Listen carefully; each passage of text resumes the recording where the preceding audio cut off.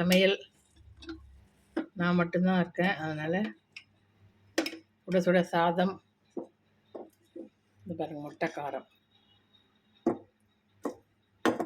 இந்த மாதிரி ஒரு முட்டை காரம் செஞ்சு சாப்பிட்டு பாருங்கள், சூப்பராக இருக்கும். கொஞ்சமாக இஞ்சி பூண்டு பேஸ்ட்டு, உங்கள் கிரேவிக்கு தேவையான அளவுக்கு வெங்காயம் மட்டும் அரைச்சி ஊற்றிக்கணும். வேறு எதுவும் போடக்கூடாது. தக்காளிலாம் ஊற்றக்கூடாது. இஞ்சி பூண்டு பேஸ்ட்டு,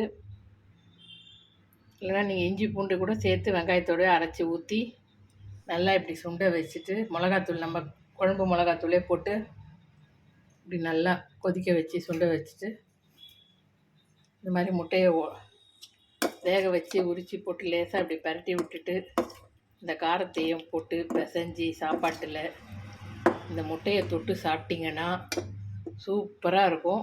இது லஞ்ச் பாக்ஸுக்கும் ரொம்ப ஆப்டாக இருக்கும். குழந்தைங்க ரொம்ப விரும்பி சாப்பிடுவாங்க. இந்த மாதிரி செஞ்சு கொடுத்து பாருங்கள். ரொம்ப காரம் இருக்காது, நல்லாயிருக்கும் டேஸ்ட். இஞ்சி பூண்டு வெங்காயம் மட்டும்தான் அரைச்சி ஊற்றி, குழம்பு மிளகாத்தூள் மஞ்சத்தூள் தேவையான உப்பு போட்டு நல்லா சுருளை வச்சுக்கணும். கொஞ்சம் கடைசியாக நல்லா எண்ணெய் ஊற்றி நல்லா சுருளை வச்சுட்டு,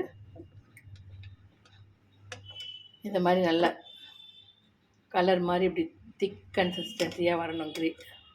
பேஸ்ட் மாதிரி வந்ததும் முட்டையை உரித்து போட்டு அரிஞ்சும் போட்டு வறுத்துக்கலாம், மூசாவும் போட்டு வறுத்துக்கலாம்.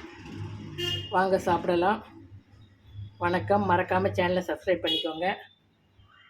வணக்கம்.